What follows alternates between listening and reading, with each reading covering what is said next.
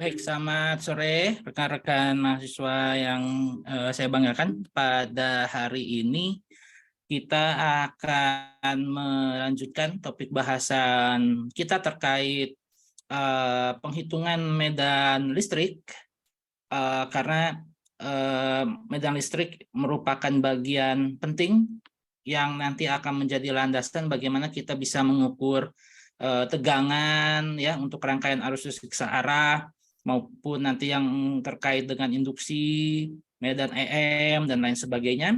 Nah, kita awali dulu dengan bagaimana cara menghitung medan listrik yang memiliki distribusi muatan kontinu, ya, satu, dan dia juga punya simetri yang tinggi, ya, seperti bentuk silinder, bola, dan plat yang tadi pagi sebetulnya sudah dibandingkan dengan kalau misalnya kita punya geometri yang terbatas gitu ya, yang bentuknya itu misalnya pendek gitu ya, kawat pendek ataupun kawat berbentuk cincin atau dan bentuk yang lain sebagainya. Dan sudah diperlihatkan juga di kuliah tadi pagi bahwa untuk menghitung medan listrik menggunakan metode analitik atau menggunakan kalkulus itu bisa dilakukan, namun memang repot gitu ya, karena harus melibatkan perhitungan integral lipat 3 ya untuk distribusi muatan 3 dimensi, kemudian integral lipat 2 kalau misalnya dia distribusi muatannya itu ada luas permukaan gitu ya, bentuknya seperti cakram atau plat dan lain sebagainya. Dan satu lagi adalah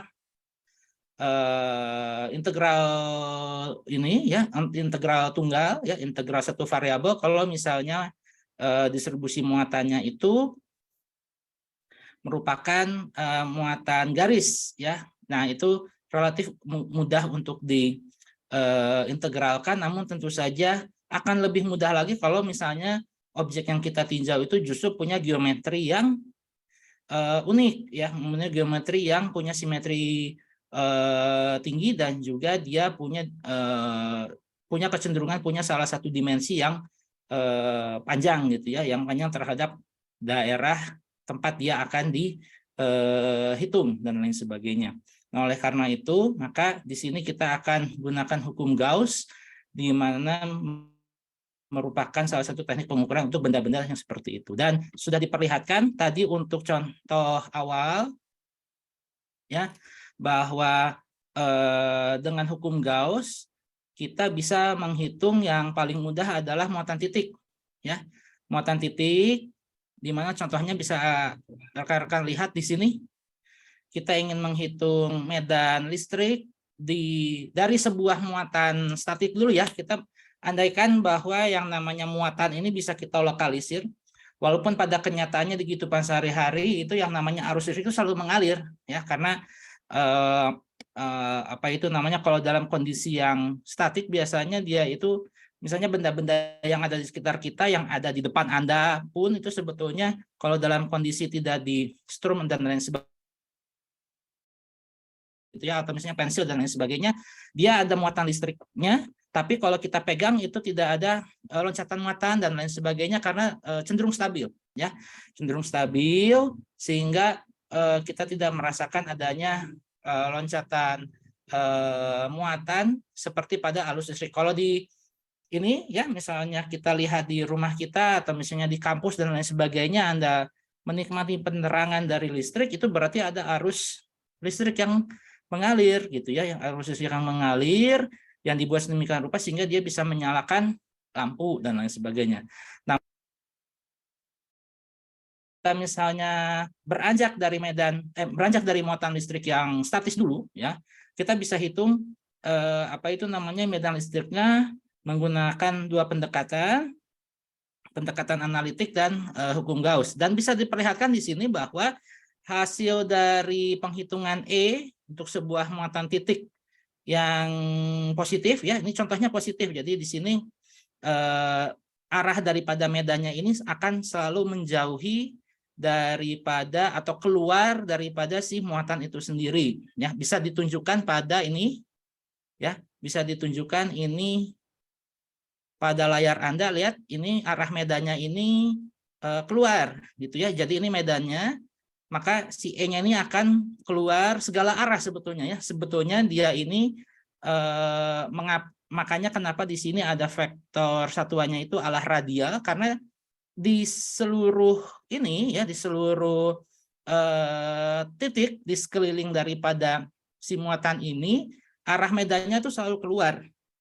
Ya, arah medannya itu selalu keluar sebagaimana yang tadi pagi saya tunjukkan. Kalau misalnya, nah ini ya, kalau ini misalnya ada sebuah muatan titik yang muatannya ini positif, maka arah dari medannya ini sebetulnya 3 dimensi dan dia keluar. Kalau dia itu negatif, maka arah medannya itu dia tertutup. Nah, dari sini kita bisa lihat ada persamaan hukum Gauss di sini, di mana VA ini kembali saya tekankan menyatakan flux ya, flux listrik.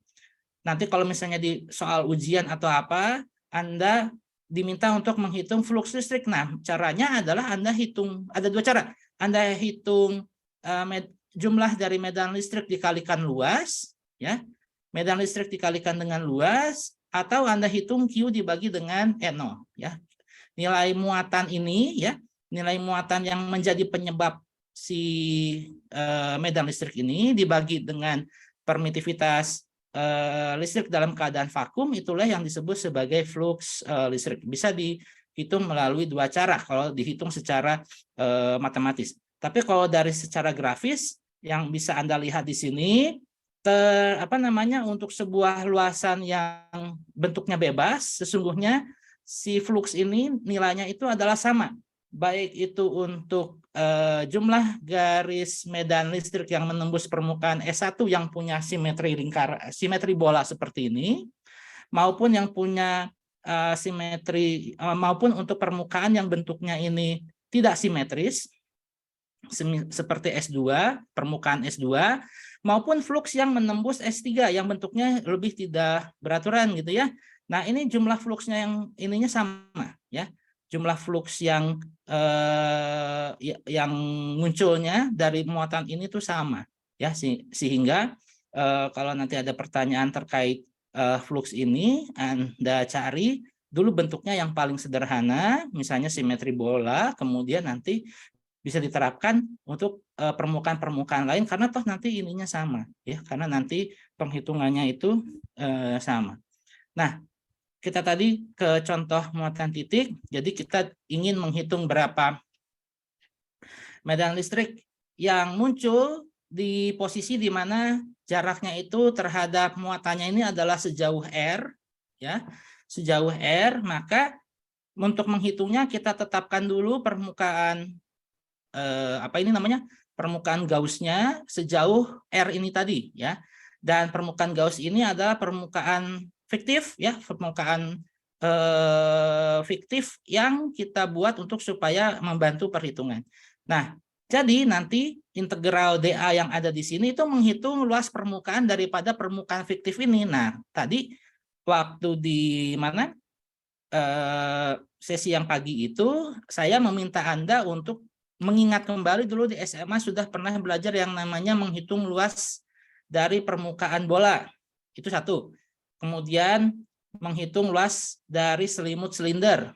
Itu yang kedua. Maupun luas yang dihasilkan oleh sebuah plat misalnya. Nah, itu yang ketiga. Nah, itu akan kita gunakan dalam menghitung permukaan Gauss untuk benda-benda untuk geometri-geometri tertentu.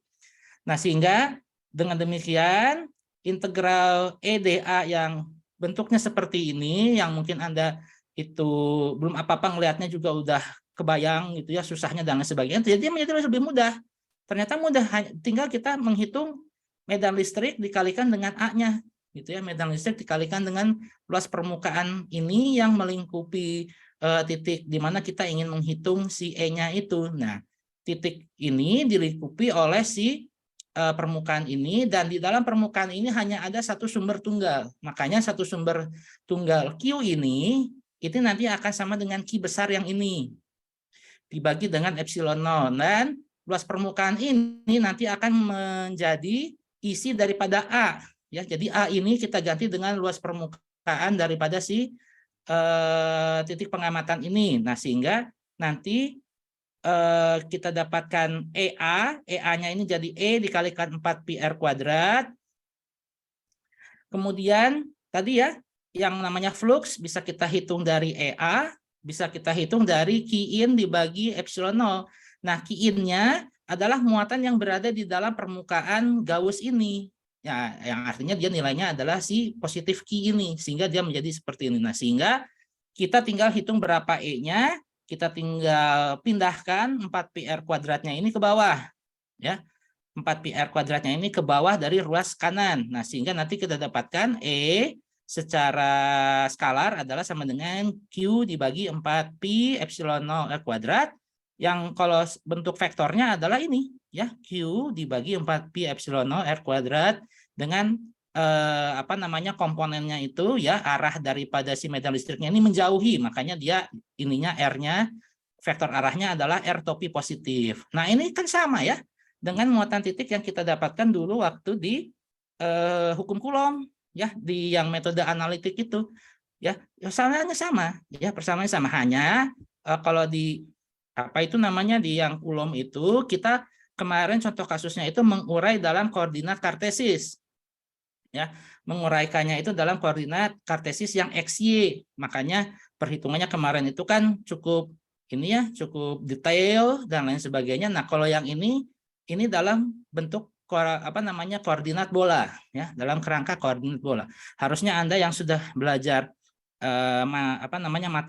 matek 1, kemudian geomatika 1, atau misalnya matriks kurang vektor dan lain sebagainya, harusnya sudah belajar itu atau di kalkulus 2 ya, atau di kalkulus 2 pun seharusnya sudah ada ini, bahwa bagaimana cara kita mengubah kerangka koordinat X, Y, Z menjadi kerangka koordinat bola, silinder maupun polar dan lain sebagainya.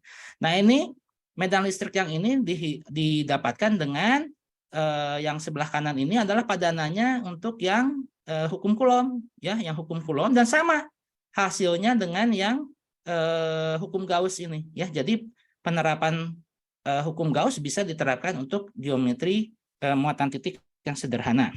Nah, tapi sekarang seperti yang sudah tadi saya contohkan, bahwa penggunaan hukum Gauss ini bisa kita extend untuk aplikasi yang 3 dimensi seperti yang bola ini, ya, yang Anda temui saat ujian yang lalu, ya, waktu ujian tahun lalu Anda menemui soal ini. Nah, ini menggunakan hukum Gauss, ya, menggunakan hukum Gauss, di mana di sini ada bola 3 dimensi, sifatnya konduktor, dan ada bola berongga yang dipasang konsentris dengan bola yang satunya lagi yang di dalam.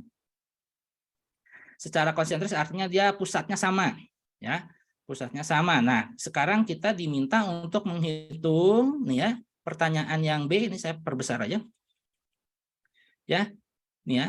Ya, jadi ini ada bola, ya. Jadi ini lihat, ini bola konduktor, ya. Yang biru ini bola konduktor pejal, ya.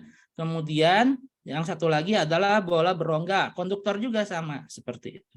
Nah, kemudian ini ada pertanyaan B-nya, hitung berapa perbandingan besar medan listrik pada jarak R, ya, jarak R di mana R itu lebih besar dari R1. R1 itu adalah jari-jari daripada bola konduktor pejal yang di dalam, dan lebih kecil daripada R2. R2 itu adalah jari-jari dalam dari bola konduktor berongga, ya. Jadi di yang putih ini, ya. Jadi di dalam daerah yang putih ini E-nya berapa, medan listriknya berapa, itu kemudian nanti akan dibandingkan dengan E yang ada di luar, ya, di mana jaraknya itu lebih besar daripada R3, ya. Nah, ini harusnya kebayang nih. Kalau misalnya Anda di titik ini atau di pertanyaan ini Anda tidak bisa membayangkan, Anda bingung dan lain sebagainya, nah itu lampu merah itu, ya, lampu merah, atau bahkan lampu kuning, atau bahkan lampu merah, karena Anda harus bisa mengartikan informasi-informasi yang ada di soal ini sesuai dengan apa yang sudah diajarkan pada saat kuliah tahun lalu maupun yang diingatkan kembali pada kuliah sekarang. Nah, untuk menjawab pertanyaan ini maka kita harus tahu dulu sifat dari konduktor melawan isolator ya. Kalau konduktor itu adalah benda-benda yang bisa menghantarkan listrik, sedangkan isolator itu adalah benda-benda yang susah untuk menghantarkan listrik. Nah, kenapa yang satu mudah, yang satu itu susah? Karena kalau yang mudah, yang konduktor itu cenderung di permukaannya ya, itu cenderung ada muatan-muatannya itu cenderung bisa untuk lepas kalau misalnya dia dipengaruhi oleh medan dari luar gitu ya. Jadi si akumulasi elektron yang ada di permukaan bola tersebut itu gampang untuk terlepas gitu ya. Makanya untuk konduktor ya, kalau ada kata kuncinya nih konduktor ya sama konduktor, maka cenderung muatannya itu berada di tepinya ya, atau di bagian terluarnya atau di kulit luarnya atau di permukaan luarnya. Artinya di dalamnya itu nggak ada muatan ya. Di dalam walaupun ini bentuk bolanya ini adalah konduktor pejal ya, jadi misalnya bola besi pejal, artinya di dalamnya itu dia ada isinya gitu ya. Nah itu ini walaupun dia itu pejal, namun dia konsentrasi daripada elektron yang bisa atau muatannya itu terkonsentrasi di permukaannya saja. Nah itu adalah sifat daripada konduktor. Ya, sifat daripada konduktor. Sedangkan kalau isolator itu di setiap penyusunnya ya, di setiap masa penyusun daripada si bola tersebut itu ada muatan-muatan yang terikat ya. Ada muatan-muatan yang terikat. Makanya nanti akan ada perbedaan bagaimana menghitung medan listrik yang dihasilkan oleh bola konduktor sama isolator kalau misalnya kita ingin menghitung berapa medan listrik yang ada di dalam bola tersebut misalnya. Nah, itu nanti beda ya, itu nanti akan berbeda. Nah, ini ya kita bisa selesaikan ya persoalan A ini sama B dengan menggunakan hukum Gauss ya, dengan menggunakan hukum Gauss, dengan juga satu mengetahui bahwa sifat konduktor si ininya ya yang namanya muatannya itu berada di permukaan ya, muatannya itu berada di permukaan bola pejal dan juga di permukaan daripada si yang bola berongga ini. Dan nanti dari hukum induksi juga bisa kita hitung berapa muatan yang berada di kulit bagian dalam ya. Berapa muatan yang ada di kulit bagian dalam juga bisa kita hitung. Oke. Nah, sebelum saya ke metode penyelesaiannya, saya akan ke sini dulu ya. Saya akan ke materi dulu karena tadi kita sudah beranjak dari benda titik. Nah, bagaimana kalau misalnya kita terapkan dia untuk yang simetri bola? Nah, kita mulai dari yang ini dulu. Ya, kita mulai dulu dari ini. Contoh yang ini ya. Jadi ini kalau misalnya kita punya kulit ya, kita punya kulit berbentuk bola ya. Kulit berbentuk bola kita punya shell of uniform charges. Ini shell of uniform ini artinya bahasa Indonesianya atau yang sering muncul di ujian itu kita punya cangkang gitu ya. Jadi kalau cangkang cangkang bermuatan yang berbentuk bola itu mirip dengan tadi ya, mirip dengan konduktor berongga, namun kalau konduktor berongga itu kan ada perbedaan jari-jari dalam sama jari-jari luar, ya kan? Ada perbedaan jari-jari dalam dengan jari-jari luar, maka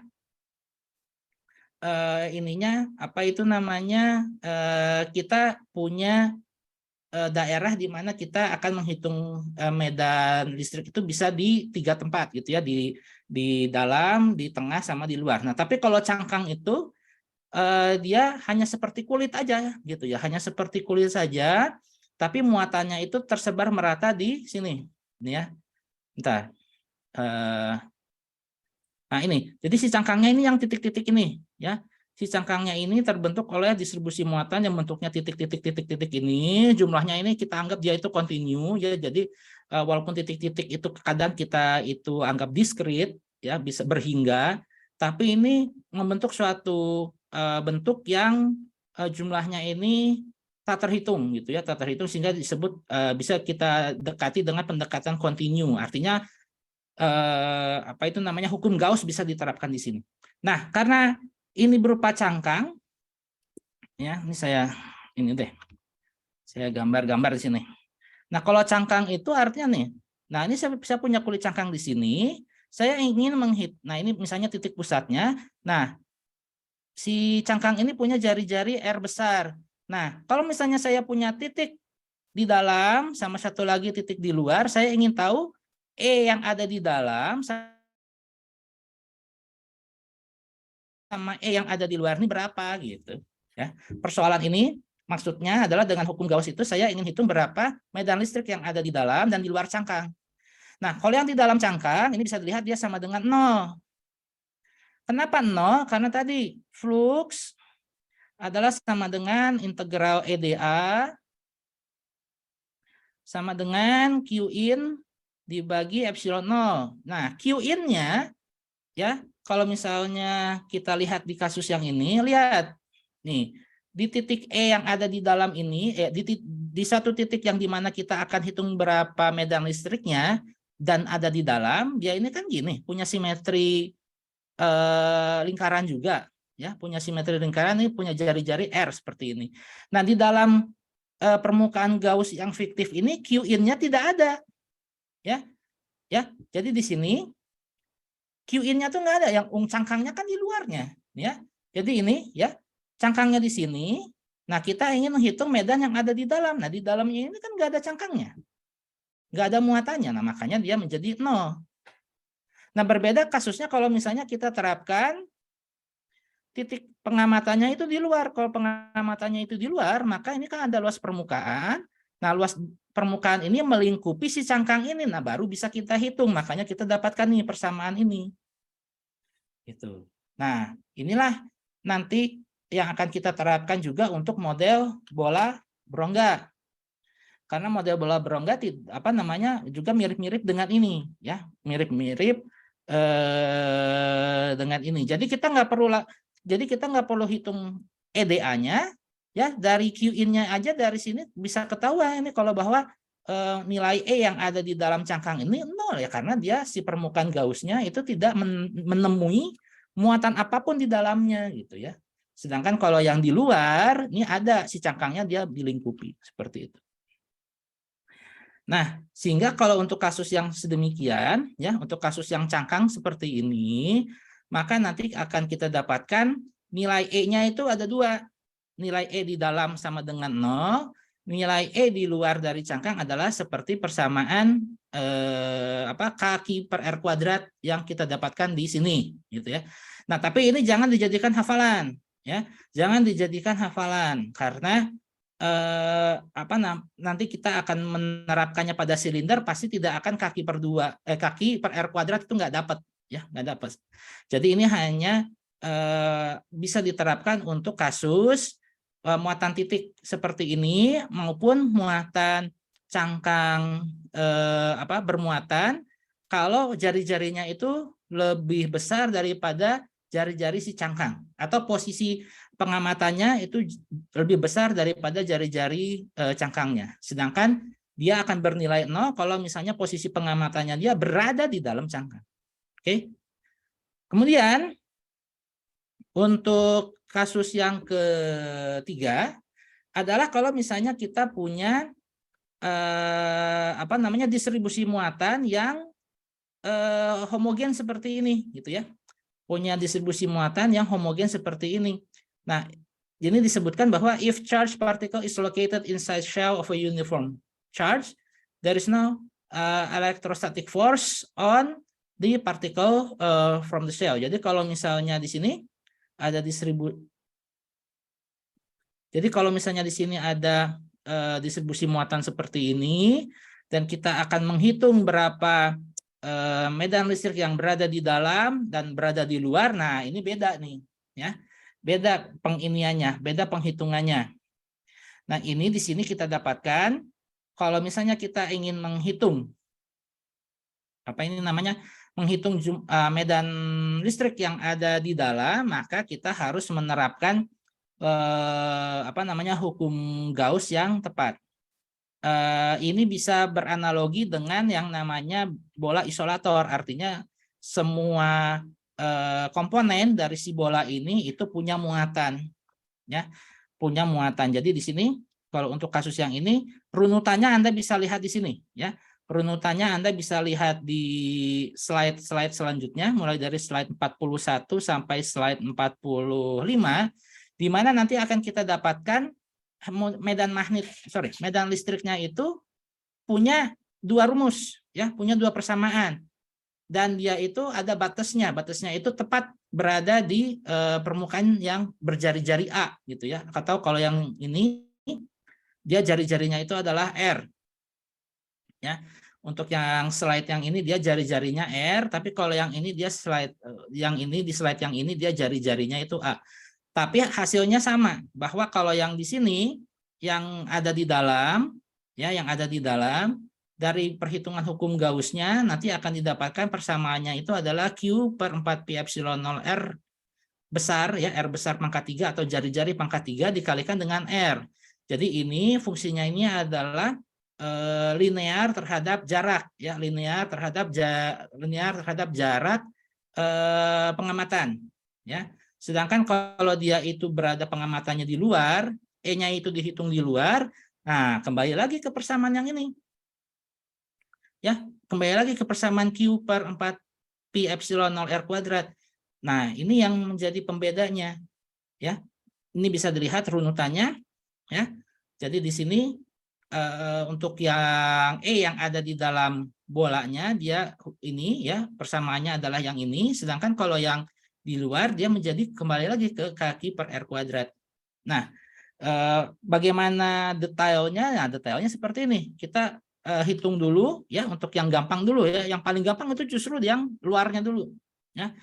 Yang luarnya dulu kita gunakan hukum Gauss, di mana flux sama dengan integral EdA sama dengan Q in dibagi epsilon 0. Nah, Q in-nya ini karena titik pengamatannya itu ada di luar daripada si bola isolator, ya, berada di luar bola isolator, atau untuk kasus yang ini berada di luar daripada si distribusi muatan yang ini, maka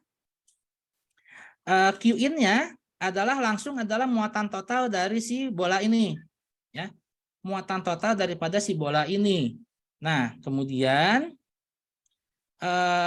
kita gunakan simetri daripada luas permukaan Gauss, sehingga A-nya bisa kita ganti dengan luas permukaan bola, sehingga untuk kasus di mana titik pengamatan kita ini lebih besar daripada jari-jari, kita nanti akan dapatkan nilainya itu adalah sama dengan Q per 4 pi epsilon 0, ya. Nah, ini kalau misalnya ditulis secara apa ini vektor, ya. Kalau ditulis secara vektor yang ini lebih lengkap. Nah, ini menjadi seperti ini. Nah, kalau di dalam, ya, kalau misalnya kita ingin titik pengamatannya itu berada di dalam, ingin tahu berapa E yang ada di dalam, maka ini dia caranya dengan hukum Gauss juga, tapi Gaussian sphere-nya atau permukaan Gauss-nya ditempatkan di dalam, dan kita perlu menghitung Q in yang dilingkupi oleh si permukaan ini saja, gitu loh, ya. Jadi dengan demikian maka ini akan agak apa namanya, akan agak apa itu namanya, lebih, kita harus hitung Q in-nya secara spesifik dulu. Nah, itu agak repot, gitu ya. Ada langkah tambahan yang harus diinikan. Karena kalau untuk menghitung EA-nya aja, untuk menghitung EA-nya saja mudah, A-nya tetap sama. Ini menggunakan simetri bola. Ya, jadi untuk yang kasus yang sebelumnya yang posisi pengamatannya itu di luar sama yang posisi pengamatannya yang di dalam, A-nya sama, ya. EA-nya ini A-nya itu sama, tapi yang berbeda itu adalah Q in-nya. Karena kalau Q in yang sebelumnya ini jelas permukaan Gauss ini melingkupi keseluruhan daripada muatan ini. Makanya si muatannya itu adalah Q, gitu ya. Karena lihat di persoalan yang ini misalnya apa namanya, ada sebuah bola konduktor. Nah ini ya, bola konduktor dengan muatan Q terdistribusi merata di dalam bola padat isolator, ya. Makanya pada saat kita hitung berapa E yang ada di luar, Q in-nya itu langsung mengacu kepada positif Q yang ini. Tapi kalau misalnya ada di dalam, seperti kasus yang ini, nah berarti kita harus hitung dulu berapa kontribusi daripada Q in-nya untuk permukaan yang ini, gitu loh, ya. Untuk permukaan volume, untuk volume bola yang ini, gitu ya. Nah, caranya adalah kita melakukan seperti ini, ya. Q in-nya adalah sama dengan perbandingan daripada volume yang dilingkupi oleh permukaan Gauss ini terhadap keseluruhannya, gitu ya. Yang dilingkupi oleh ini dibagi oleh yang keseluruhannya, makanya nanti kita akan dapatkan R pangkat 3 per A pangkat 3. Nah inilah makanya tadi persamaannya akan menjadi seperti ini, yang finalnya itu akan menjadi seperti ini. Jadi A pangkat 3-nya ini konstan karena kita misalnya tahu berapa jari-jarinya, sedangkan R-nya itu adalah posisi pengamatan kita yang ingin kita deteksi, ya, mulai dari mendekati titik pusat sampai dia mendekati daripada jari-jari A ini, gitu ya. Nah makanya persamaan yang ini akan sama dengan yang ini, akan sama dengan yang ini, gitu ya. Karena prosesnya sama, proses penghitungannya sama dengan menggunakan hukum Gauss itu tadi. Nah kalau misalnya bolanya ini tadi konduktor, ya, kalau bolanya ini konduktor, nah yang kontribusi yang ini, yang linear ini, yang rumus yang kita dapatkan dengan lebih susah ini 0, ya, karena tidak ada muatan yang berada di dalam konduktor, ya. Jadi kalau misalnya Anda punya bola, misalnya kita punya sebuah bola logam, ya, kata kuncinya itu ya. Kalau misalnya dia itu bola logam, logam itu konduktor, maka di dalamnya itu tidak akan ada medan, ya, tidak akan ada medan karena seluruh muatannya itu berada di permukaan daripada si bola logam tersebut atau di bola konduktor tersebut, sehingga hanya bagian ininya aja, bagian luarnya aja yang bisa kita hitung berapa medan listriknya, ya. Sehingga dengan demikian kita ini, ya, kita kembali ke soal yang ini, ya. Ini saya inikan saja. Ctrl C, kemudian kita buat persoalannya. Oh, sorry. Kita buat persoalannya jadi seperti ini, ya. Bisa nggak? Nah, bisa. Ya, contoh soal ujian. Contoh soal ujian. Sama gambarnya, ya. Sama gambarnya yang ini. Ctrl C. Nah, yang ini. Ya, kita ini dulu deh pertanyaannya sampai yang B dulu, karena nanti kalau yang terkait potensial itu nanti masih kuliah pekan depan, ya. Nah, sebuah bola konduktor pejam memiliki jari-jari R1 dan bermuatan listrik total. Ini misalnya nilainya ini kita umpamakan dia itu, ya, karena kalau dulu Anda mengerjakannya dulu kan di Moodle, ya, secara online. Nah, ini kita kan saja, ini misalnya +3, gitu ya. Nah, kemudian bola berongga ini punya muatan listrik total sebesar -1 misalnya. Salah. Masih. -1, atau saya lihat dulu ininya, ya. Atau saya lihat dulu kondisi ininya. Oke, ini nilainya kalau yang yang N itu dari 4, 5, 6, yang ini M-nya 1, 2, 3. Oke, berarti saya pakainya yang 4 deh, ya. Misalnya di yang ini saya dapatnya 4. Sorry, yang ini 4, yang ini nilainya 1, gitu ya. Nah, dengan jari-jari R2 yang jari-jari dalam daripada si bola berongga ini adalah 2 kali dari R1 dan jari-jari luarnya ini adalah 4 kali R1. Nah, ditempatkan konsentris. Nah, maka hitung perbandingan muatan listrik pada permukaan R3 terhadap muatan listrik pada R1. Nah, di sini kita dapatkan ya. Ini saya buat blank dulu. Ya, untuk yang A, oke, yang biru aja atau yang hitam. Ya. Ini untuk yang A tadi bagian dalam ini adalah positif 4Q ya. Kemudian yang jari-jari, kemudian ini ada bola berongga gitu ya. Nah, ini kembali lagi, kalau mohon maaf kalau misalnya gambarnya saya ini kurang baik. Nah, ini R2, nah yang ini adalah R3. Nah, di R1 ya, di sini yang bagian dalam itu kan bola konduktor. Bola konduktor. Nah, sehingga kalau bola konduktor, maka muatannya ini terdistribusi merata di permukaan saja ya. Terdistribusi merata di permukaan saja.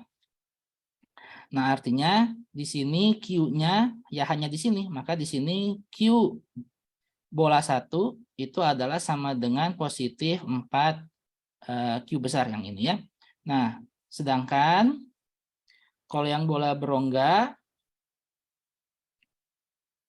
ya, bola berongga tuh ada komponen yang ininya. Ada komponen jari-jari dalam R2, ada komponen jari-jari luar R3. Nah, di sini ini ada rongga konduktor juga sama. Ya, rongga konduktor. Nah, tadi pada soal disebutkan ya, pada soal disebutkan bahwa bola konduktor berongga ini muatan listrik totalnya sebesar min Q ya. Nah, total ini berada di sini ya. Karena ini konduktor, maka di sini dia adanya di sini. Nah, di permukaan yang di luarnya ini ya. Sehingga di permukaan yang luar ini muatan yang ada di Q3 adalah sama dengan min Q gitu ya, dan nilai Q-nya ini kita nggak tahu berapa. Nah, yang jadi pertanyaan itu adalah berapa nilai daripada muatan yang ada di dalam sini. Ya. Berapa muatan yang ada di jari-jari dalam gitu ya. Karena yang tadi ini adalah yang totalnya ya, yang totalnya yang ada di jari-jari hasil kontribusi antara jari-jari dalam sama jari-jari luar gitu. Ini adalah totalnya. Jadi, ini kalau boleh saya hitung lagi, ini nanti kita punya Q3 yang jari-jari luar dan punya Q2 yang jari-jari dalam. Nah, total dari Q3 ditambah Q2 ini adalah sama dengan min Q. Gitu ya. Nah, padahal di dalamnya ini ada si bola konduktor yang pejah. Nah, ini berarti ini berarti supaya apa ini namanya nah, syarat daripada konduktor ya, syarat konduktor ya adalah muatan nomor 1, muatan berada di permukaan,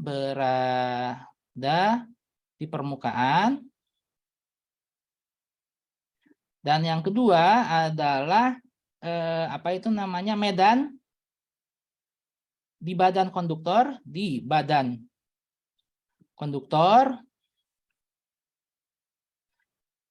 E-nya itu adalah sama dengan 0. Nah, artinya kalau saya ingin menghitung berapa, ini kan gini ya. Ini saya pakai warna yang lain. Untuk menjelaskan kepada teman-teman di sini, misalnya kalau saya punya konstruksi punya konstruksi bola konduktor dilingkupi sama rongga konduktor seperti ini, maka saya punya 1, 2, 3, 4 daerah yang bisa kita hitung berapa E-nya gitu loh. Ya. Jadi kalau sesuai dengan geometri yang ada di persoalan ini, ya, maka saya punya daerah 1, saya punya 1, 2, 3, 4 daerah, ya. Jadi ada punya 4 daerah yang bisa saya hitung berapa E-nya. E di 1, di mana kalau E di 1 itu berarti posisinya atau R-nya jauh lebih kecil daripada R1. Ya. R1 itu adalah jari-jari daripada si bola pejal. Nah, kemudian saya juga bisa hitung berapa E2, yaitu yang berada di antara bola pejal dengan rongga. Nah, ini R1 lebih kecil dari R, lebih kecil dari R2. Nah, jadi ini. Nah, kemudian E3 adalah medan listrik yang bisa saya ukur di dalam rongga. Ya, jadi berada di antara R2 dan R3. Dan satu lagi adalah E4. E4 itu adalah medan listrik yang berada di sini, yang berada di luar daripada rongga ini. Jadi untuk R lebih besar daripada R4 gitu. Nah, lihat tadi ada syarat untuk konduktor, ya. Ada syarat untuk konduktor bahwa medan di badan konduktor adalah sama dengan 0. Nah, kita lihat nih, ya. Yang ada di badan konduktor itu yang mana? Yang berarti yang berada di dalam R1, ya. Yang berada di dalam R1 ini sama dengan 0. Dan yang berada di rongga, di dalam rongga gitu ya, yang berada di antara ini sama dengan 0 gitu. Nah, artinya kalau kita mau menghitung, maka E yang ada di daerah 2 sama di daerah 4 itu ada. Ya. Nah, jadi konsekuensinya adalah kalau misalnya di sini ada E di dalam, kalau ada E yang ada di sini sedangkan daerah 3 harus 0, maka harus ada muatan yang mengcounter gitu ya. Makanya harus ada muatan yang mengcounter daripada muatan yang ada di dalam gitu. Itu idenya kayak gitu. Ya, supaya jelas, supaya nanti tepat bahwa E yang ada di daerah 3 itu sama dengan 0. Karena kalau enggak, ya berarti di daerah 3 ada dong muatan gitu ya. Ada dong itu namanya medan gitu ya. Makanya demikian. Nah, sehingga tadi ya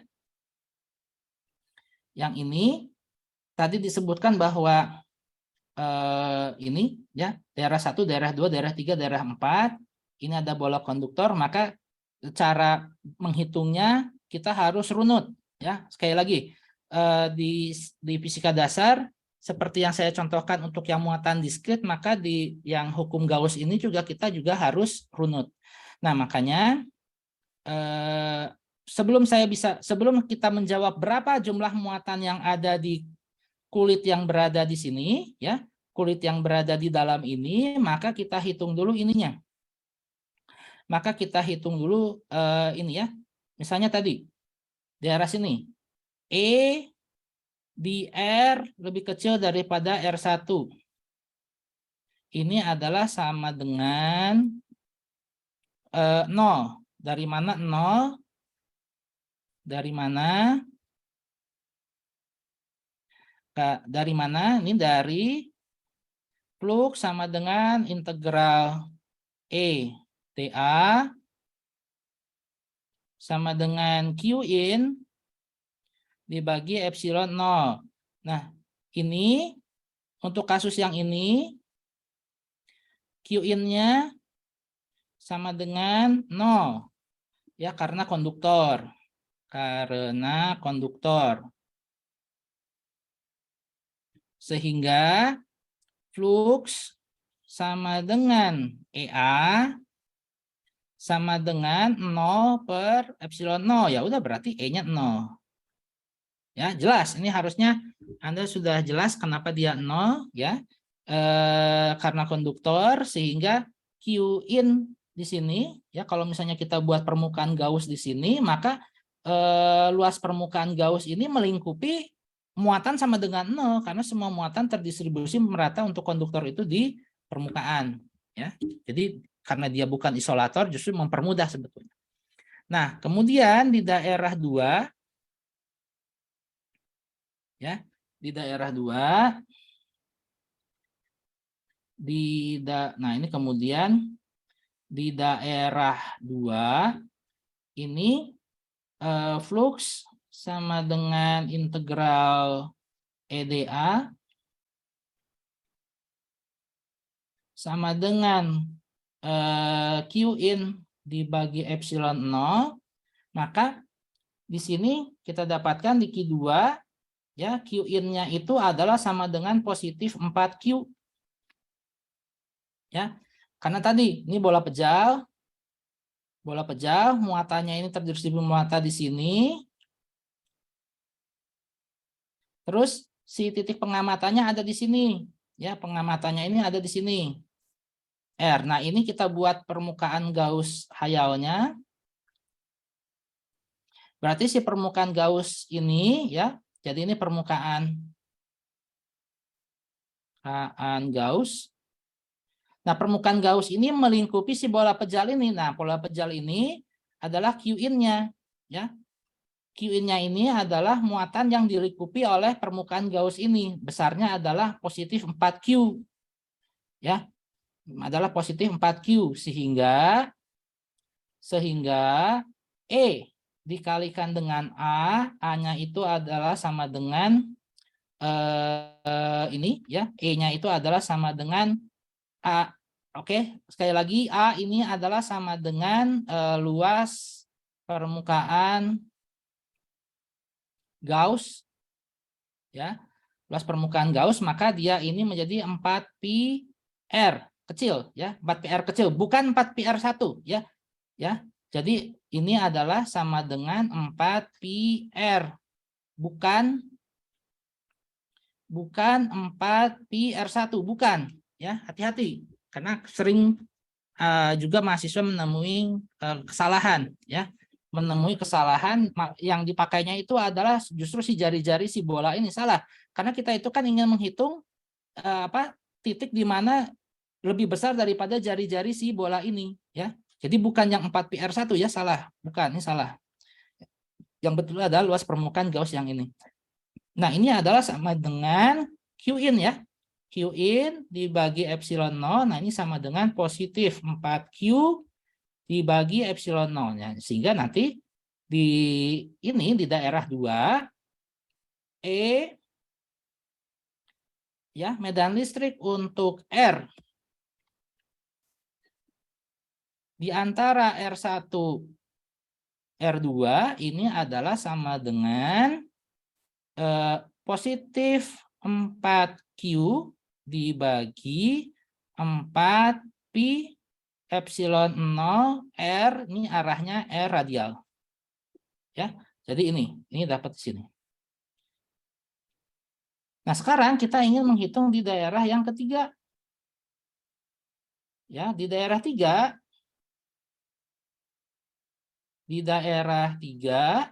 Nah, sebelum saya jawab pertanyaan, saya ini dulu ya, bentar ya.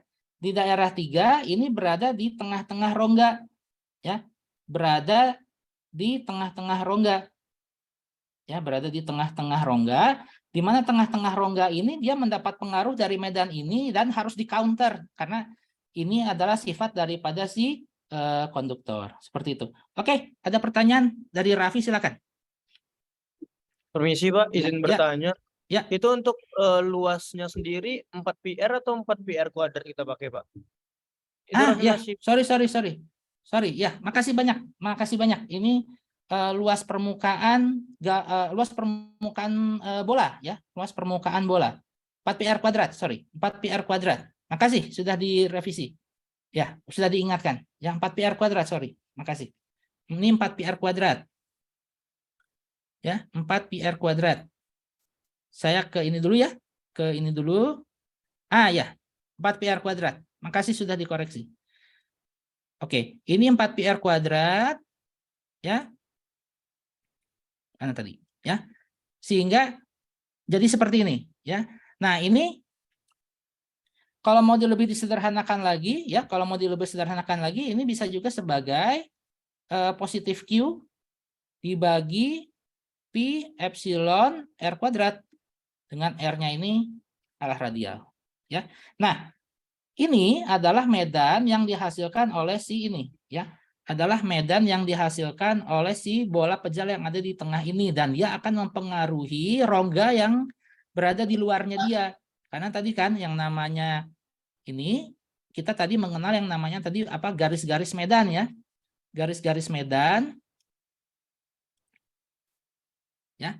Garis-garis medan yang dihasilkan oleh ini ya, yang dihasilkan oleh bola pejal yang ada di dalam itu nanti akan mempengaruhi si bola konduktor yang rongga ini ya, akan mempengaruhi bola konduktor yang ada di sini. Artinya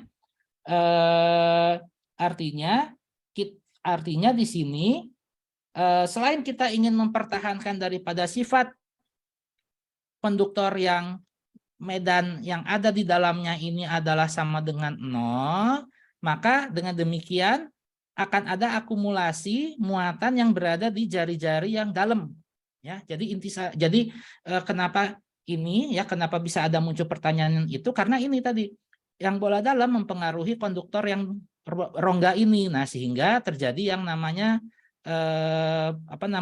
terjadi adanya pemisahan muatan gitu ya antara yang jari-jari dalam dengan jari-jari yang di luar.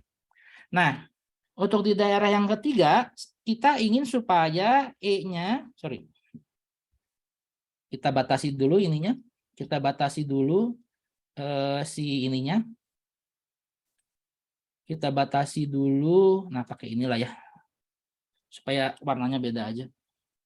Nah kita batasi dulu ini. Nah, di daerah yang ketiga, kita ingin menjamin supaya E yang ada di antara R3, R2, R3 itu sama dengan 0. Nah, artinya ini tuh 0 ini berasal dari kontribusi dari yang ini, ya, dari E yang dihasilkan oleh bola yang ada di dalam sama si badan konduktor berongganya ini sendiri gitu. Jadi ada apa ini namanya? Ada E yang dihasilkan oleh bola pejal, ya. Ini berarti ini adalah E bola pejal, ya, bola pejal ditambah E oleh kulit dalam, ya. Nah, ini kan besarnya adalah positif ini ya, adalah sama dengan positif 4Q per 4 Pi epsilon 0 R kuadrat. Nah, berarti ini lawannya supaya dia 0 kan berarti ditambah min 4Q per 4 Pi epsilon 0 R kuadrat ya. Makanya totalnya yang ada di dalam sini, yang ada di sini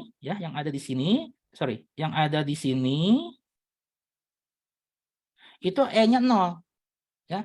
Makanya demikian, sehingga kalau kita misalnya mau menghitung dia ini misalnya, nah makanya ini di kulit dalam di bagian yang sini nih, bagian yang di sini ini dia muatannya itu adalah min 4Q ya. Jadi kalau misalnya ini yang dalam ya, kalau ini bola pejal ini adalah positif 4Q. Nah, maka di sininya ya, di bagian yang ini, di bagian yang kulit yang dalam ini ya, karena dia juga konduktor, maka ada distribusi muatan yang melawan gitu, minus 4Q gitu dia. Ya, melawan ini ya, melawan melawan daripada si muatan ini ya, melawan daripada si muatan yang ada di dalamnya itu, sehingga menjamin bahwa medan yang ada di tengah-tengah, ya, medan yang ada di tengah-tengah ini, ya, itu adalah sama dengan 0. Ya, adalah sama dengan 0. Nah, sehingga dengan demikian, ya, sehingga dengan demikian E-nya itu dijamin 0. Nah, sehingga tadi diketahui bahwa di daerah 4, ya, di rongga yang paling luar, di daerah 4, ya, ini bola pejal, ini rongga dalam, ini rongga luar, ya. Di sini tadi ini adalah positif 4. Nah, tadi total muatan berongga, bola berongga itu adalah sama dengan negatif Q, ya. Nah, oke. Jadi di sini ini ada min 4 tadi, ya, ini ada positif 4Q, di sini ada min 4Q, ya. Karena tadi ingin menjamin supaya E yang ada di tengah-tengah ini 0. Nah, berarti ini tadi, ya, Q total adalah sama dengan Q yang ada di kulit dalam ditambah Q yang ada di kulit luar. Oke, tadi ini adalah minus Q adalah sama dengan, ini berapa kulit dalamnya? Negatif 4Q, ya. Nah, berarti kulit luarnya berapa? Kulit luarnya adalah positif, kulit luarnya itu adalah positif berapa ini? 3Q, ya, positif 3Q. Nah, berarti di sini, ya, di bagian yang ini di daerah 4, muatannya ini terdistribusi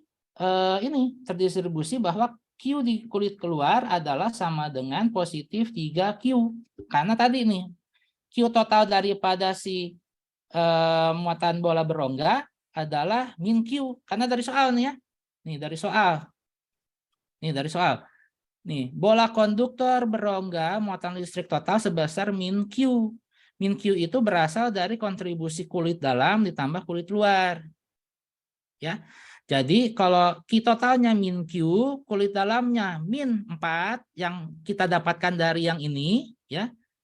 Dari yang ini supaya dia bisa membalance, ya, supaya dia bisa menghilangkan kontribusi daripada medan akibat yang dalam, ya, akibat bola pejal yang dalam, maka di kulit luar ini adalah sama dengan positif 3. Ya. Nah, sehingga dengan demikian kalau kita diminta untuk menghitung berapa E untuk R lebih besar daripada R3, ini adalah sama dengan 1/4 pi epsilon 0 positif 3Q per R kuadrat R topik, yang bisa kita hitung juga dari sini. Ini kan ya, bola pejalnya ini, bola berongganya ini. Nah, titik pengamatannya kita nih misalnya di titik P di sini. Nah, titik P di sini ini adalah R gitu, ya. Jaraknya adalah R. Nah, hitung berapa E di sini di titik P di sini. Nah, berarti kita bisa ini gambar permukaan fiktif Gauss lagi yang bentuknya bola. Ya, yang bentuknya bola seperti ini. Kemudian kita hitung berapa Q-in-nya, ya. Jadi kalau misalnya tadi, ya, flux sama dengan integral tertutup dari EdA sama dengan Q-in dibagi epsilon 0, maka di sini E dikalikan 4 pi R kuadrat adalah sama dengan, nah ini Q-in-nya berapa, ya. Q-in-nya ya ini. Q-in-nya ini, kalau ini positif 4, ini negatif 4, jadi 0. Nah, berarti di kulit keluarnya ini positif 3. Gitu, ya. positif 3. Makanya di sini nanti menjadi positif 3Q dibagi epsilon 0. Nah, makanya nanti dapatlah ini ya, E sama dengan positif 3Q per 4pi epsilon 0 R kuadrat. Nah, ini dapat kan ya? Nah, ini. Nah, makanya tadi perbandingannya ya, untuk menjawab pertanyaan yang A, tadi kita dapatkan yang ini kan ya? Tadi kita dapatkan apa nih? Perbandingan muatan listrik pada permukaan R3 terhadap permukaan R1. R1 Q di R1 adalah sama dengan 4Q positif. Sedangkan Q di R3 adalah sama dengan negatif 3, positif 3Q, sorry. Ya, sorry, ya, pada permukaan yang luar ya. Ini yang ini nih ya kan.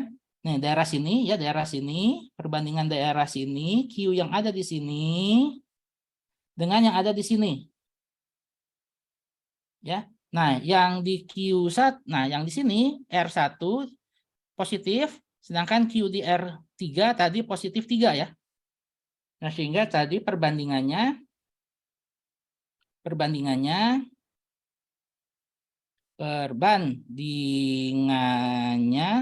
adalah sama dengan 3/4.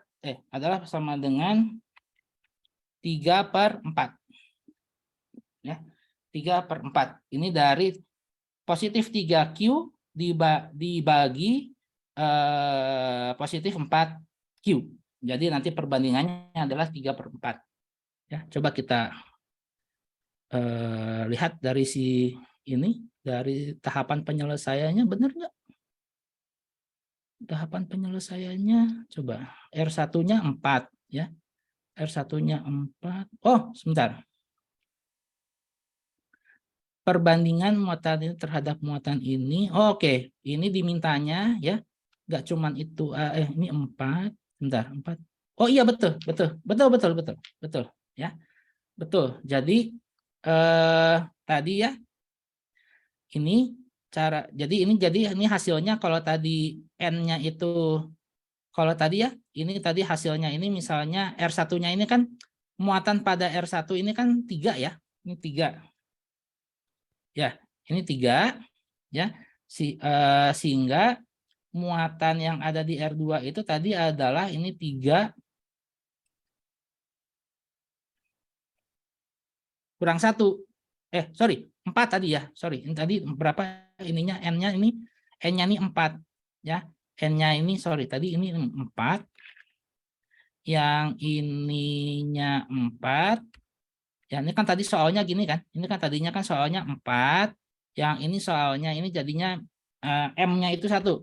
Gitu ya. M-nya ini 1. Jadi ini plus 4, ini min 1. Nah, sehingga M-nya ini 1 ya. M-nya ini 1 sehingga ini adalah 4 dikurangi 1 dibagi 4. Ya. Sorry. Mana sih? 4. Nah, ini. Makanya nanti perbandingannya itu adalah sama dengan 3/4 ya. Jadi sesuai ini ya, sesuai dengan solusi yang ada di sini. Sesuai dengan solusi yang ada di format soal ya, yang ada di format soal. Jadi begitu ininya ya. Dan jadi perbandingan muatan listrik pada permukaan R3 terhadap muatan R1 adalah tadi kita dapat nih. Kalau ditulis secara esai nih ya, Q di R1 tadi 4Q yang ini. Sedangkan Q di R3 itu adalah sama dengan Q di R3 itu tadi kita dapatkan adalah positif 3 ya. Positif 3 karena total daripada bola konduktor ini adalah sama dengan 1. Nah, kalau ini, nah ini jangan langsung diolah ya. Jangan langsung diolah, pasti nanti salah ya. Jangan langsung diolah, tapi Anda harus hitung dulu. Nah, ya, runutannya adalah seperti ini. Jadi Anda hitung dulu ya, karena si 4Q ini yang bola pejal ini menghasilkan medan ke segala arah, maka di dalam bola konduktor yang ada dalam rongga ini harus di counter. Nah, sehingga yang ada di kulit dalam ini muatannya ini adalah -4. Nah, yang ada di sini ini, yang ada di kulit dalam ini adalah -4. Sehingga dengan demikian muatan totalnya itu tadi -1 ya, -1 Q. Sedangkan yang ada di kulit di dalamnya itu adalah -4 Q, maka yang ada di kulit luar adalah +3 ya. Adalah +3. Makanya tadi dapat tuh ya. Q di kulit luar itu adalah +3 Q ya, sesuai dengan solusi ya, sesuai dengan solusi yang tadi didapatnya ya. Ini sama dengan 4/3 gitu ya. Nah, sekarang jika diketahui perbandingan, nah ini sekarang kita ngitung yang ininya. Jika diketahui perbandingan RB per RA sama dengan R, nah di sini R-nya itu adalah let's say kita ambil 2 gitu ya. Kita ambil 2 ini. Kalau tadi kan kita ambil ini 4, ini 1 gitu ya, yang ini 2. Maka kalau misalnya yang ini jika perbandingan RB dibagi RA itu adalah 2, maka perbandingan besar medan listrik pada jarak ini ya, yang ada di dalam ya, yang di daerah yang putih dengan yang ada di luar itu berapa gitu ya. Ya udah, tadi kita sudah hitung ya, tadi kita kan sudah hitung ininya apa namanya E-nya ya. Untuk pertanyaan B,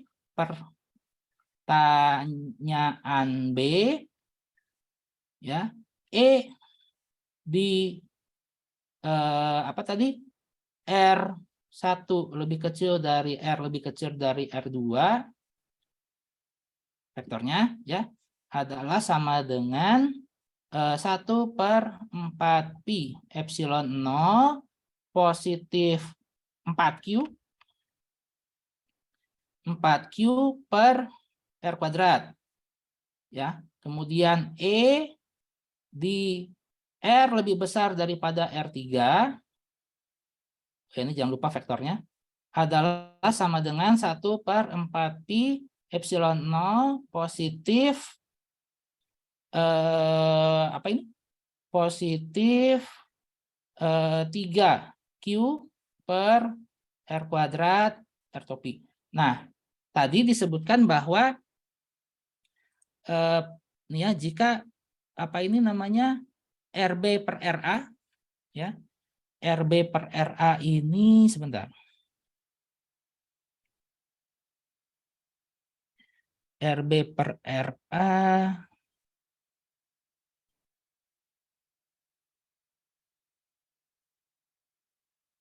RB per RA sebentar, ini kalau soal aslinya gimana sih?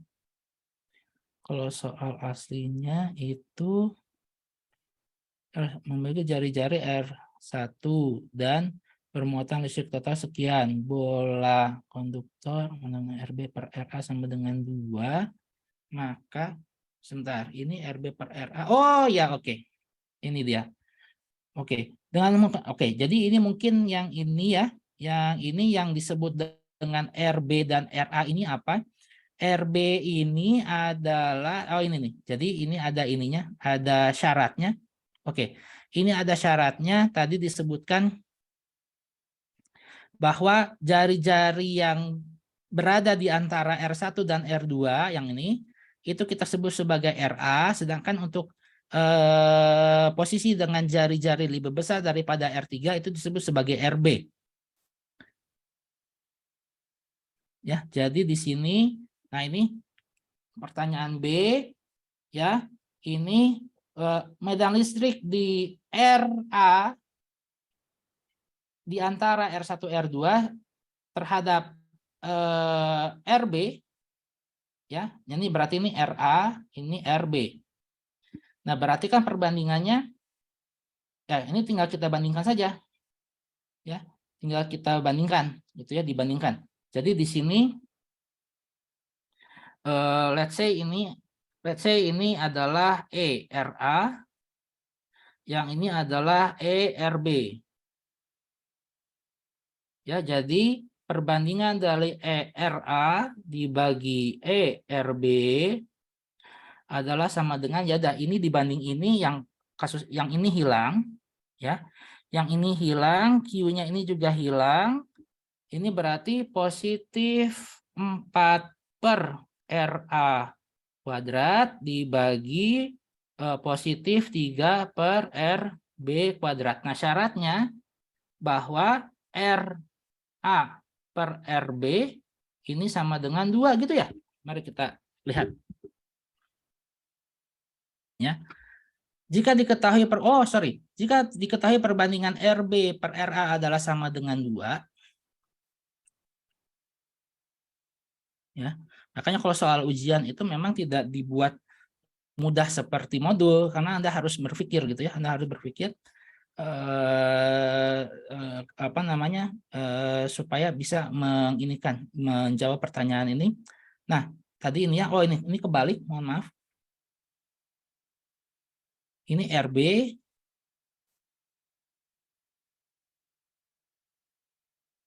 ya. Ini RB dibagi RA. Nah, ini berarti ya udah. Ini berarti RB itu adalah sama dengan 2 kali RA. Nah, berarti kalau misalnya dikuadratkan, RB kuadrat adalah sama dengan 4 dikalikan RA kuadrat. Ya udah, ini berarti adalah positif 4 per RA pangkat 2 dibagi positif 3 per RB kuadrat itu adalah 4 RA kuadrat. Ini adalah berarti sama dengan positif 4, ini bisa dicoret, ini bisa dicoret, ini bisa dicoret. Jadi positif 4 per positif 3 per 4 adalah sama dengan 16 per 3.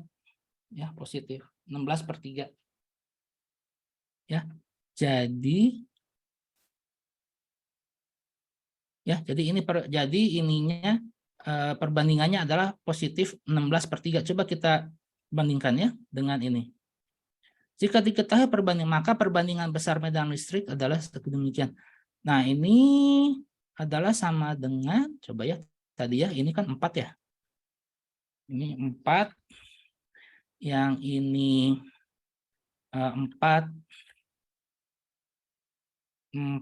dikurangin 1, ya. 4 dikurangi 1, ya ini kan tadi kan ini. Ini kan tadi 4, ini tadi 4 min 1. Berarti ini nanti jadi 4 dikurangi 1 dikali berapa nih? 2 kali 2 kali 2 dibagi 4.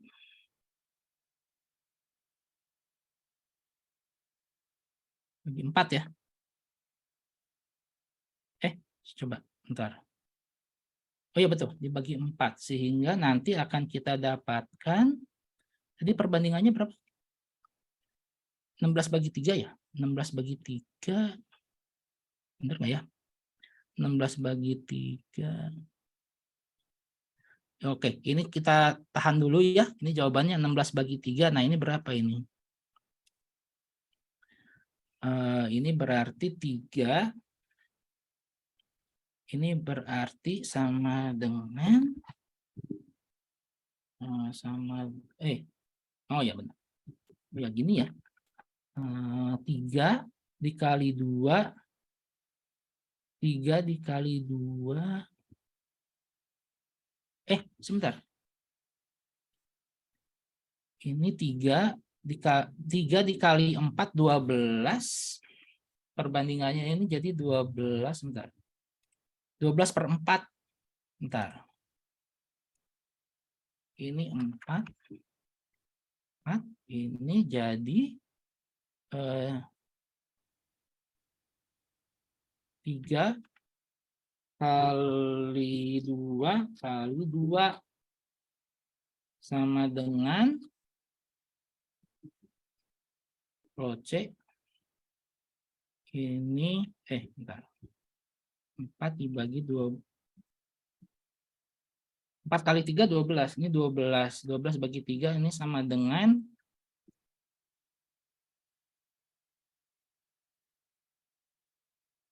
ini 1, ini 3 ya.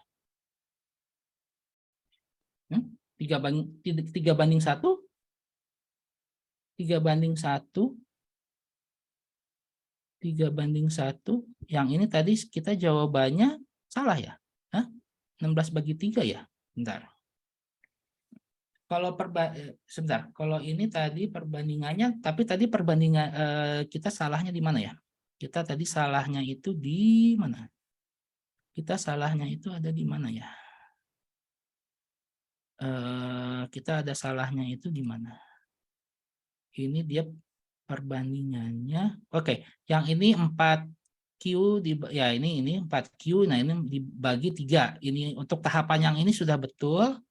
Ya, tahapan yang ini sudah betul, tapi ini kenapa dapatnya 3 banding 1 ya? Bentar. Kita ada salah langkah di mana ini? Ini kan ini jawaban akhirnya ya. Jawaban akhirnya ini kan 3 dikali 2 kali 2. 3 kali 2 6, 6 kali 2 12, 12 dibagi ini 4. Nah, ini jadi ini 12 banding 4 itu adalah 3 banding 1. Nah, di sini kita dapatnya malah ini ya. Apa ini namanya? Malah 16 bagi 3 ya. Coba kita runut ya. Coba kita runut ini. Ini kan tadi kita dapat ininya. Coba kita ini. Atau kita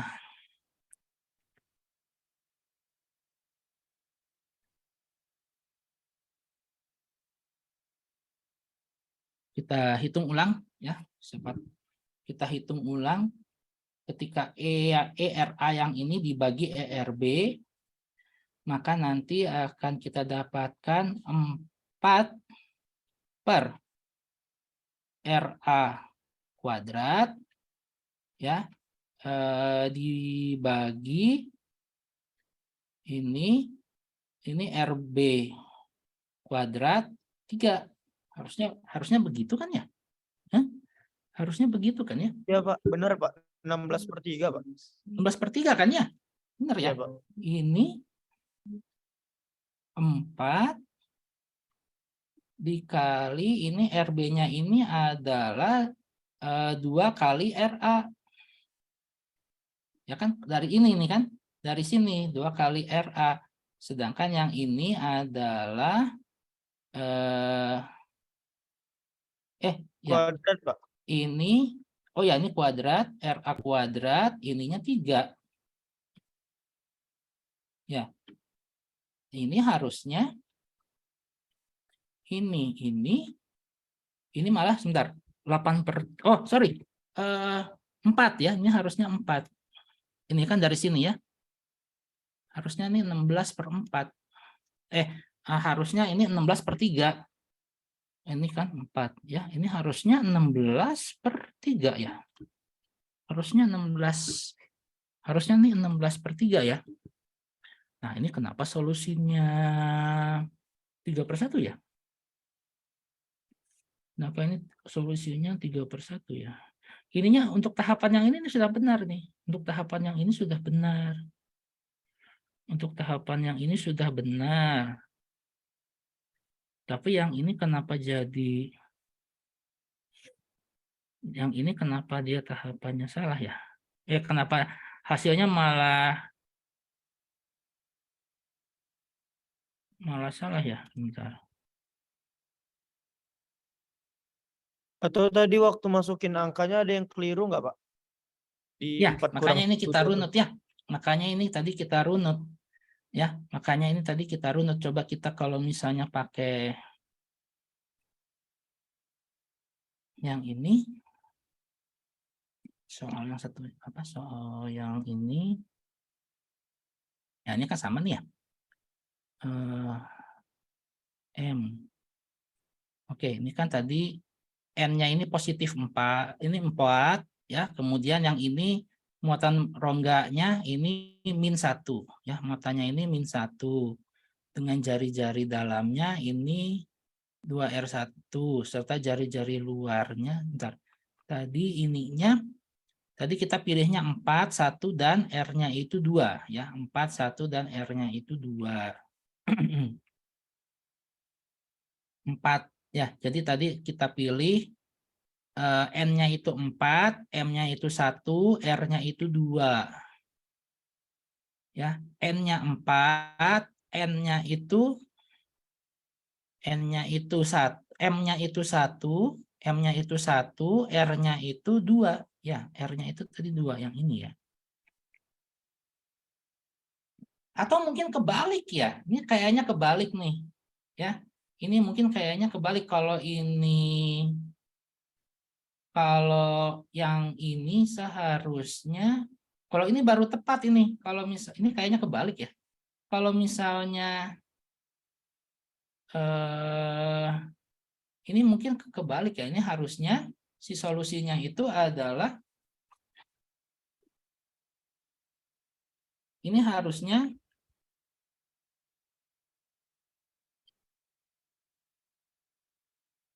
kalau ini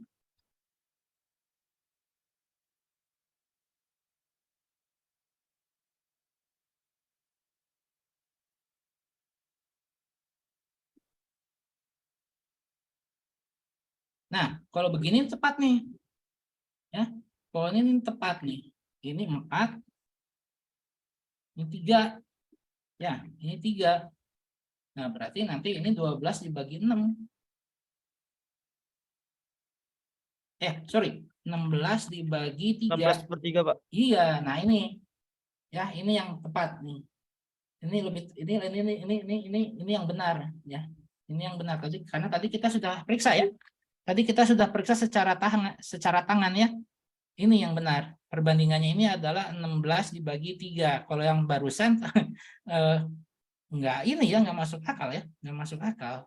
Atau ini kita ada tahapan yang salah? Sebentar, kita ini dulu ya. Tadi ya, yang ini kan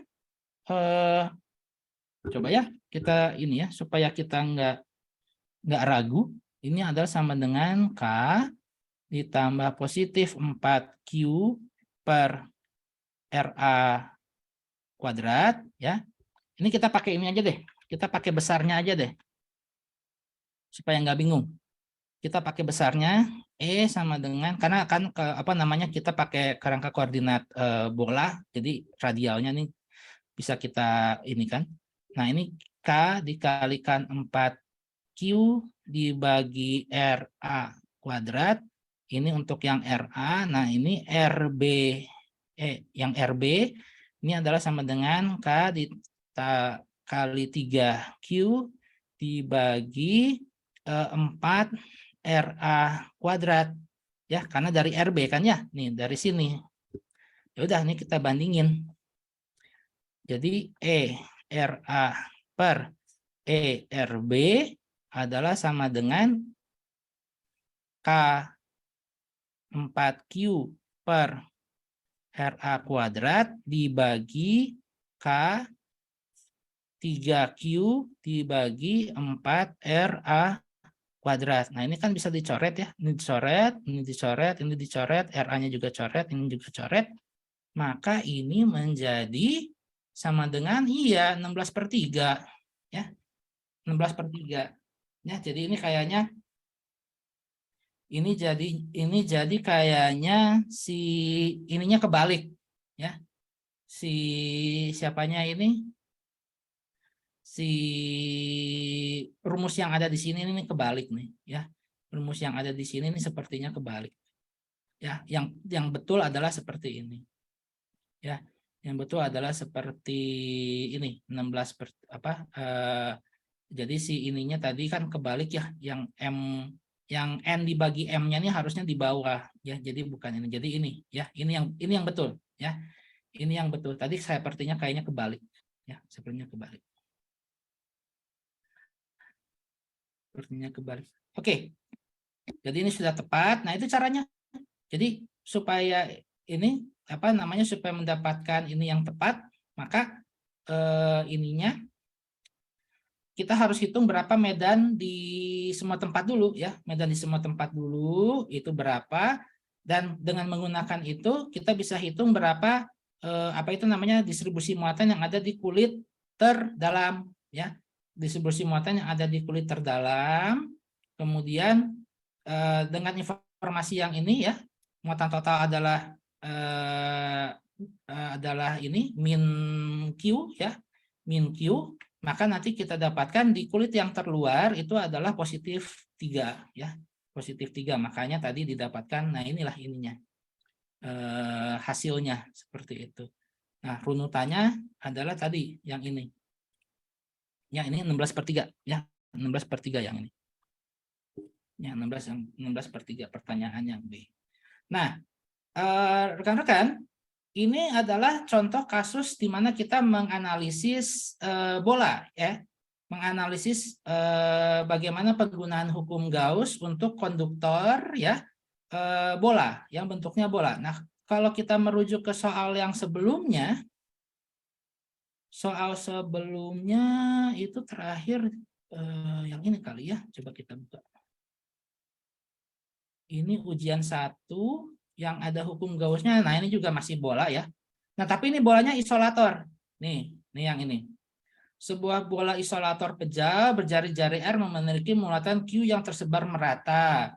Dengan menggunakan hukum Gauss, tentukan medan listrik di dalam dan di luar. Nah, ini sebetulnya soal ini, ya, materi ini, ya, yang barusan nih. Ya, yang ini. Ya, jadi saya nggak perlu jauh-jauh, ya. Nggak perlu menerangkan lebih lanjut karena ini di materi ini untuk soal ujian yang sebelumnya nih ada ini. Nah, dari hasil A tentukan potensial listrik. Oh ya, ini potensial listrik nanti kita lanjutkan di pekan depan, ya, sama grafiknya gitu, ya, nanti ini. Nah, ini untuk yang buat sketsa grafik medan listrik terhadap R bisa merujuk juga di materi, ya, yang ini. Bisa merujuk ke materi. Nah, ini dari sini, ya. Ini sketsanya. Untuk bola isolator, sebentar, ini bola ininya, oh ya betul, ya, bola isolator berjari-jari R memiliki muatan Q yang tersebar merata. Ya, ini benar kan, ya? Ya, yang ini. Nah, ini cara menghitung ininya, menghitung medan listrik di dalam dan di luar bolanya adalah, ya, ini seperti yang dijelaskan di materi kuliah ini, ya. Ya, ini jadi ini apa namanya? Sama dengan yang ada di sini, hanya tentu saja kalau di sini, kalau di soal ujiannya, tadi disebutkan jari-jarinya R, ya, jari-jarinya R besar. Nah, sehingga kalau misalnya Anda menggunakan langkah-langkah yang sama seperti yang di materi, ini harusnya A-nya, ya. Kalau di sini kan dia pakainya A, nah ini kita ganti dengan R besar, ya. Kita ganti dengan R besar, ya. Jadi lebih mudah. Nah, saya ingin sebetulnya itu membawa Anda ke contoh yang lain, ya, contoh yang lain untuk yang simetri silindris, ya, untuk yang materi simetri silindris. Oke, bola isolator pejal. Ini bola lagi, ya, ini bola lagi. Ini kita ini dulu, kita tangguhkan dulu untuk yang ini. Kalau untuk yang 1B sebagai bahan belajar, ya, karena kadang-kadang soal yang 1B itu kadang lebih sulit dibandingkan dengan yang 2A kadang-kadang, ya. Oke, ini juga bola. Ini kita tangguhkan dulu. Karena kalau bola dia penggunaan hukum Gauss-nya relatif sama. Nah, ini dia. Ini untuk yang apa ini namanya? Ini yang untuk konduktor. Bentuknya silinder. Nah, kalau yang kasusnya seperti ini, maka hati-hati ketika Anda menghitung permukaan Gauss, jangan menggunakan permukaan bola, ya, karena ini bentuknya silinder. Bentar, ya. Nah, ini kita bikin width, ya. Nah, ini, ya. Bisa sebuah konduktor silinder, ya, pejal. Yang ini konduktor pejal. Muatannya adalah positif Q. Tadi sudah saya sampaikan, positif Q-nya ini berada di kulit paling luar, ya, kulit paling luar, ya. Sebuah konduktor silinder pejal memiliki muatan total positif Q, jari-jarinya adalah A, dan panjangnya ini adalah L, dengan L-nya ini lebih besar daripada A, ya. Nah, konduktor tersebut diselubung secara sesumbu koaksial. Nah, kalau silinder ini istilahnya bukan konsentris tapi koaksial. Diselubungi oleh sebuah kulit tipis konduktor silinder bermuatan min Q. Nah, kalau yang ini berarti dia cangkang ya, bentuknya ini cangkang. Jadi bukan bola berongga seperti yang ini. Jadi kita tidak perlu menghitung kalau dia modelnya cangkang seperti ini, maka kita tidak perlu menghitung berapa muatan dalam, muatan luar ya, karena kalau kulit konduktor seperti ini dia ya ini langsung seperti ini ya. Langsung kulit konduktornya adalah min Q. Jadi kita tidak perlu menghitung berapa ininya kontribusi ya, karena juga nggak bisa dihitung gitu ya, karena nggak bisa dihitung juga gitu. Nah, kemudian ini ada tanda bahwa L-nya ini sangat-sangat lebih besar daripada A. Artinya kita bisa menggunakan aproksimasi hukum Gauss ya, dengan menganggap bahwa si panjang daripada apa ini namanya kabel atau kawat ini jauh lebih besar dimensinya daripada si jari-jari A maupun jari-jari B ya.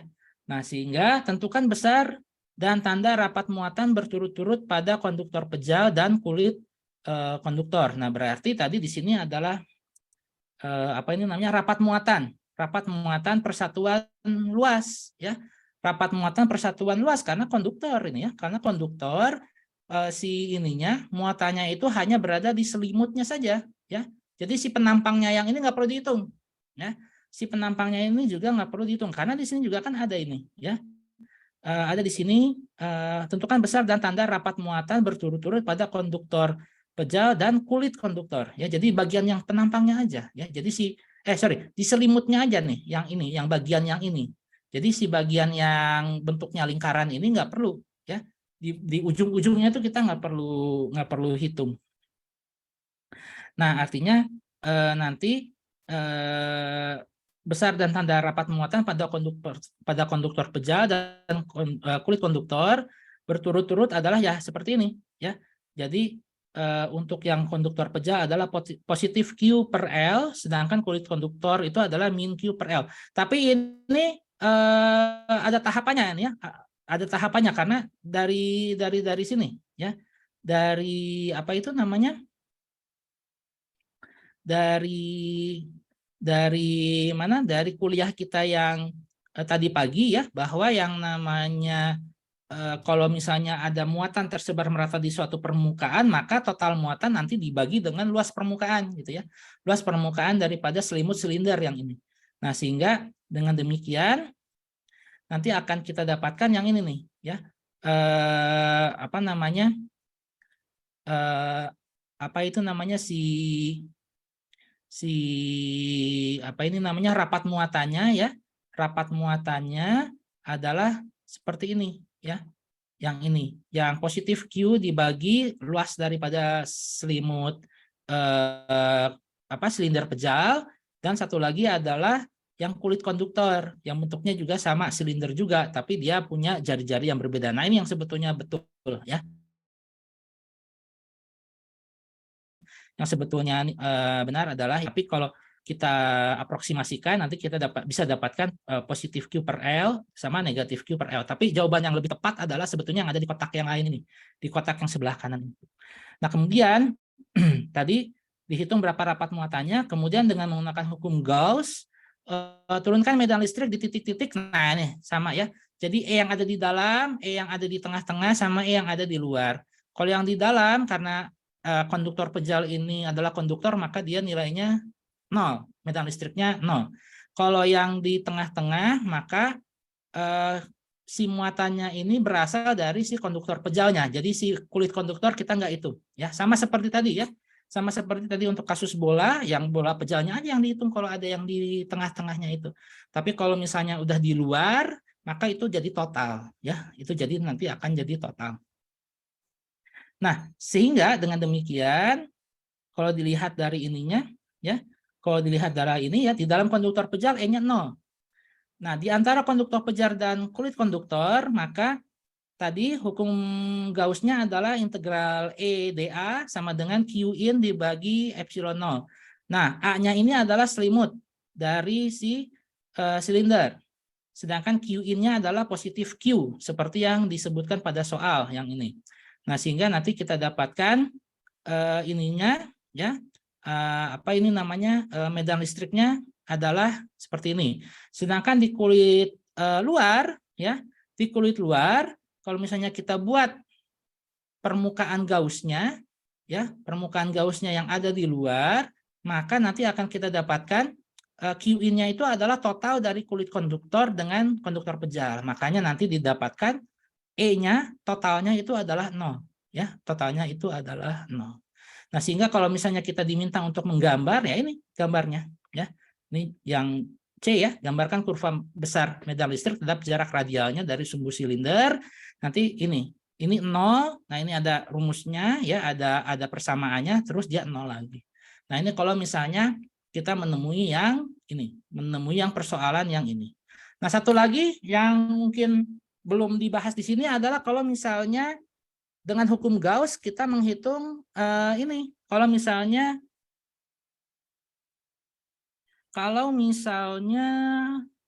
tadi pagi ada tuh contoh soalnya, kalau misalnya soal yang kita hadapi itu adalah permukaannya plat. Mana ya? Ada di sini enggak ya? Kalau misalnya permukaannya itu plat, maka nanti akan ada ini, ada perhitungannya tersendiri gitu ya. Ada perhitungannya sendiri, namun ini karena keterbatasan waktu mungkin teman-teman di sini bisa, atau rekan-rekan mahasiswa di sini bisa melihat dari buku penyelesaian soal ya, buku penyelesaian soal apa namanya, fisika dasar, karena ini kita ada keterbatasan waktu. Nah, ini kalau yang keping, sebentar ya, ada nggak ya contoh soalnya? Kalau misalnya ada yang keping, maka nanti mana ya? Nah, yang ini, yang nomor tapi ininya soalnya nggak ada ya. Bentar. Soal ujian, nah ini. Nah ini dia.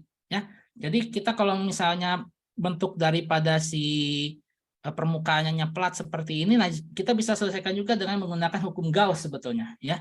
Menggunakan hukum Gauss sehingga nanti si ininya apa namanya, karena dia bentuknya plat seperti ini, maka sesungguhnya E-nya itu konstan, ya. Sesungguhnya E-nya itu konstan. Jadi kita harus hitung berapa kontribusi daripada sigma 1, sigma 2, sigma 3 di semua tempat. Jadi ini semua tempat itu yang saya maksudkan di daerah 1 di sini, daerah 2 di sini, daerah 3 di sini, dan daerah 4 di sini. Dan kita harus hitung secara totalnya itu gimana dan lain sebagainya. Cuma ini karena keterbatasan waktu, nanti mungkin kita bahas di lain kesempatan saja. Ya, karena nanti biasanya ini ada berkaitan dengan potensial dan lain sebagainya. Mungkin nanti ada saat kita membahas membahas kapasitor dan juga menghitung apa itu namanya delta V, nanti bisa kita ini kan. Oke, untuk contoh soal yang lain mungkin nanti bisa kita bahas lebih lanjut di kesempatan berikutnya. Jadi untuk kuliah hari ini kita sudah membahas hukum Gauss, flux, kemudian Qin, ya, dan juga perbandingan menghitung E secara analitik sama hukum Gauss dan lain sebagainya. Nah, makanya untuk benda-benda yang memiliki simetri tinggi akan lebih mudah kalau kita menggunakan hukum Gauss. Tapi kalau misalnya simetrinya itu tertentu, ya panjangnya tertentu, jari-jarinya tertentu dan lain sebagainya, maka kita harus menggunakan metode analitik. Oke, ini saya cukupkan dulu ininya sharingnya. Untuk kuliah selanjutnya kita masih modus daring karena saya masih belum mendapatkan konfirmasi dari admin di Cirebon untuk ruangan ya. Jadi saya belum dapat apa itu namanya.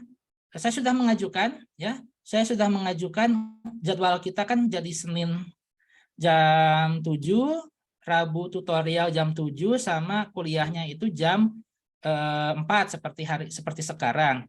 Nah, tadinya saya ingin mengadakan sesi luring seperti yang diamanatkan oleh ITB begitu ya, tapi sampai sekarang ini masih apa namanya sulit gitu ya untuk mendapatkan tempat, terutama di kampus Cirebon, karena ini kan Anda di prodi sendiri kan itu pasti akan berebut tempat dan lain sebagainya. Nah, oleh karena itu untuk sementara kita akan ngedaring dulu sampai nanti akan ada konfirmasi. Nah, untuk ruangan ya, untuk ruangan, dan juga mungkin agak sulit juga kalau kita misalnya untuk kuliah jam 7 itu mungkin di kampus Jatinangor itu agak susah mencari ruangan dan lain sebagainya. Oke, ini ada pertanyaan dari siapa ini? Muhammad siapa ini? Muhammad Dimas Mas, saya Pak. Oh ya, Bertanya, Pak. silakan. Ya, silakan. Bertanya, silakan. Untuk catatan pagi dan sore tadi, apakah nanti diupload, Pak? Insya Allah. Kami untuk Ya, mengulang. insya Allah di-upload di EduNext ya. Oh iya, terima kasih tadi sudah menginikan, sudah Baik, Pak. Terima bertanya kasih. tentang EduNext. Karena gini, saya baru dapat ini ya, oh sebentar. Daripada saya monolog, saya perlihatkan kembali share screen dulu sebentar sebelum saya tutup kelasnya. Ini kita sudah ada kelas paralel ya, sudah ada kelas paralel di mana nanti misalnya modul tutorial, pengumuman tentang ujian, RBL, praktikum ini nanti akan terpusat di sini ya. Akan terpusat di sini. Nanti ini masih saya utak-atik dulu ya supaya dia rapi gitu ya isinya. Tapi kalau yang berkaitan dengan soal apa namanya materi kita hari ini, videonya dan lain sebagainya nanti saya upload di yang kelas. Untuk yang video yang tadi pagi ini sudah ada ya. Video yang tadi pagi ini sudah ada, namun kalau untuk slide-nya ini nanti saya update ya. Nanti saya update karena yang untuk sementara ini masih masih template-nya ya, masih template-nya. Sehingga yang tadi banyak coretan itu nanti akan saya update lebih lanjut di sini ya. Terima kasih sudah mengingatkan ya. Terima kasih sudah mengingatkan. Baik, Pak. Terima kasih banyak, Pak. Ya, sama-sama. Baik, ada ya saya kira kini sudah 10 menit menjelang jam 6. Mudah-mudahan tidak ada pertanyaan lebih lanjut ya, karena untuk istirahat Anda juga akan kembali ke kos masing-masing ya. Oke. Kalau ada pertanyaan nanti ditunda dulu sampai hari Senin pekan depan. Kita memang agak challenging untuk semester ini karena kemarin kita ada libur Imlek tanggal 23 Januari. Kemudian kalau dilihat dari kalender akademik ini akan ada libur lagi di pekan ujian ya. Tanggal 22 sampai 23 itu ada libur nyepi. Jadi sesi hari Rabunya itu nggak ada. Ini kacau banget.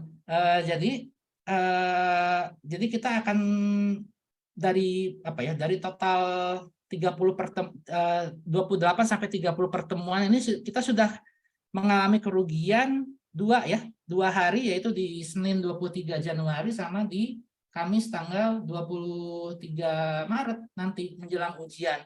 Nah, oleh karena itu saya nggak tahu apakah kita bisa men-setupkan suatu sesi khusus sebelum ujian dan lain sebagainya, karena saya tahu Anda tuh ini ya masih ada saya nggak tahu apakah masih ada ujian dan di prodi sampai hari Jumat itu, karena kita ujiannya itu hari Sabtu ya di tanggal 25 Maret gitu ya. Nah, makanya ini saya juga masih berpikir-pikir bagaimana caranya supaya saya bisa interaksi luring minimal sebelum ujian itu ada ini dulu, ada interaksi luring dulu supaya kita kalau ada pertanyaan dan lain sebagainya itu bisa menjawab dan lain sebagainya. Tapi kita usahakan lah karena memang ini saya dapat masukan dari admin Cirebon memang agak sulit untuk mendapat ruangan dan lain sebagainya. Jadi mohon maaf kalau misalnya kita masih ngedaring dulu hingga saat ini. Oke, terima kasih. Tanpa berpanjang lebar, sini saya stop dulu sharingnya, saya stop rekamannya.